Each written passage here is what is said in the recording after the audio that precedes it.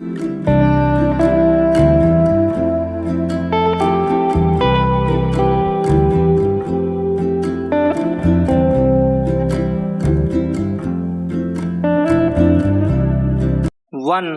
2, 3 start. यह जैसे हर साल की अस्थायी समस्या बन चुकी है कि सामान्य से थोड़ी अधिक बारिश होते ही शहर जलमग्न हो जाते हैं। इस बार मानसून की पहली बारिश में ही विभिन्न शहरों में भारी जलभराव और लोगों के डूबकर मरने की खबरें आ गई। मुंबई में 2 लोग मर गए। अभी अगले 3 दिनों तक भारी बारिश के अनुमान हैं। इसके लिए संबंधित विभागों को सतर्क रहने की चेतावनी दे दी गई है, यानी अभी और नुकसान की आशंका है। यह कोई पहली बरसात नहीं है जब शहरों का जीवन इस तरह अस्त व्यस्त हो गया है। पिछले कई सालों से ऐसी स्थिति उत्पन्न हो जाती है, मगर इसके अस्थायी समाधान की तरफ कोई कदम बढ़ाया जाता नहीं दिखता। मुंबई में हर बरसात में लोगों का घरों से निकलना मुश्किल हो जाता है। रेल सेवाएं बाधित हो जाती है।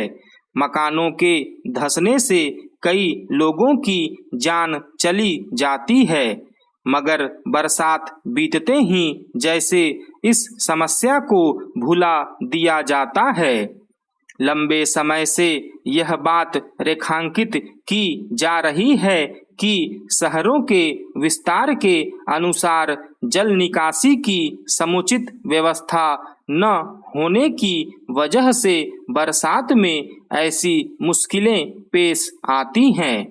बढ़ती आबादी के अनुसार जल निकासी आदि की व्यवस्था होना बहुत जरूरी है, मगर स्थिति यह है कि जो मोहल्ले पुराने हो गए हैं वहां आबादी सघन होती गई है और जल निकासी की व्यवस्था पुरानी ही बनी हुई है।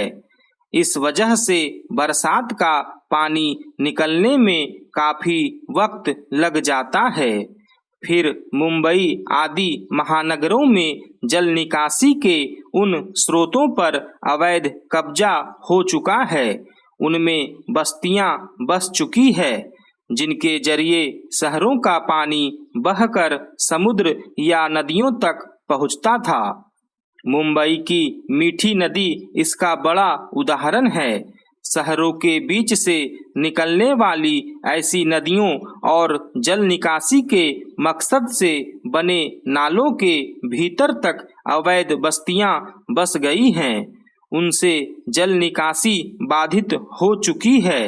शहरों के तालाबों और जल संग्रहण के प्राकृतिक स्रोतों पर भी इसी तरह कब्जा कर लिया गया है। इस वजह से भी मोहल्लों में लंबे समय तक जल भराव बना रहता है।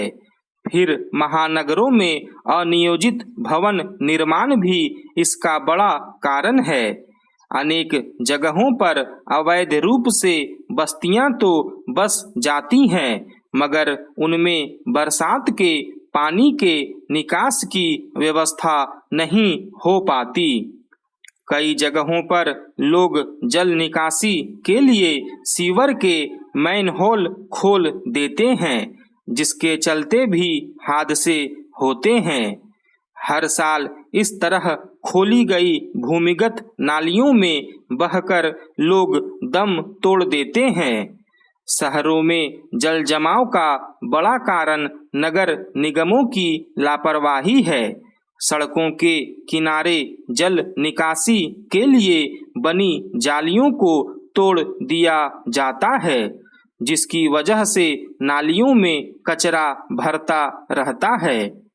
कायदे से बरसात शुरू होने से पहले नगर निगम को उन नालियों की सफाई करनी चाहिए, ताकि बरसात का पानी सुगमता से निकल सके। मगर उसकी नींद तब खुलती है जब बरसात हो जाती है और जगह जगह जलभराव शुरू हो जाता है। तब वे किसी तरह नालियों के मुहाने खोलने का प्रयास करते हैं, मगर वह कारगर साबित नहीं हो पाता, क्योंकि नालियों में गाद भरी रहती है। इस तरह शहरों में जलभराव और बाढ़ की स्थिति के पीछे पूरे तंत्र की लापरवाही है। राहुल गांधी के मणिपुर दौरे को लेकर कांग्रेस और भाजपा के बीच आरोप प्रत्यारोप का सिलसिला कायम हो जाने पर हैरानी नहीं। यदि राहुल गांधी हिंसा और तनावग्रस्त मणिपुर का दौरा करना ही चाहते थे और अपनी 2 दिवसीय यात्रा के जरिए यह राजनीतिक संदेश देना चाहते थे कि वह केंद्र सरकार के मुकाबले इस राज्य के हालात से अधिक चिंतित हैं, तो उन्हें ऐसा करने से रोका नहीं जा सकता था। इसके बाद भी उन्हें यह चाहिए था कि वह संवेदनशील स्थिति को देखते हुए सुरक्षा अधिकारियों के निर्देशों का पालन करते। पता नहीं क्यों उन्होंने ऐसा करने की आवश्यकता नहीं समझी। पुलिस के रोकने और अपनी यात्रा हेलीकॉप्टर से करने के आग्रह के बाद भी उन्होंने अपने मन की इसका परिणाम यह हुआ कि विष्णुपुर में उनका काफिला एक ऐसी जगह फंस गया जहां कुछ लोग उनका विरोध कर रहे थे। यहाँ उनके समर्थक भी थे।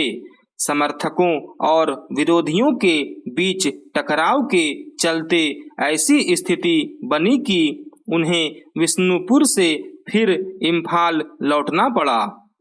उनका काफिला करीब 2 घंटे फंसा रहा। इस दौरान कोई अप्रिय घटना घट सकती थी। अच्छा हुआ कि ऐसा नहीं हुआ, लेकिन उन्हें आगे की यात्रा हेलीकॉप्टर के जरिए ही करनी पड़ी। यह पहली बार नहीं जब किसी संवेदनशील इलाके में किसी नेता ने सुरक्षा अधिकारियों के मना करने के बाद भी जाने की कोशिश की हो। इस तरह के मामले सामने आते ही रहते हैं। भले ही नेताओं के ऐसे दौरों का घोषित उद्देश्य हालात को समझना अथवा पीड़ित लोगों से मिलना होता हो, लेकिन उसके पीछे एक इरादा कहीं न कहीं राजनीतिक लाभ उठाना भी होता है। यह काम वहां अधिक किया जाता है जहां विरोधी दल की सरकार हो। मणिपुर में 2015 और 2017 के बीच भी अच्छी खासी हिंसा हुई थी, लेकिन तब राहुल गांधी वहां नहीं गए थे क्योंकि वहां कांग्रेस की सरकार थी। क्या यह अच्छा नहीं होता कि मणिपुर गए राहुल सुरक्षा अधिकारियों की सलाह मानते? कम से कम अब तो उन्हें यह समझ आ ही जाना चाहिए कि राज्य के हालात ऐसे नहीं कि वह जहां चाहें जा सकें और इस क्रम में अपनी सुरक्षा की परवाह न करें। जहां सुरक्षा स्थिति नाजुक हो वहां एक तो राजनीतिक लाभ हासिल करने के इरादे से जाने से बचना चाहिए, और यदि जाना ही हो तो फिर सुरक्षा अधिकारियों की सलाह माननी चाहिए।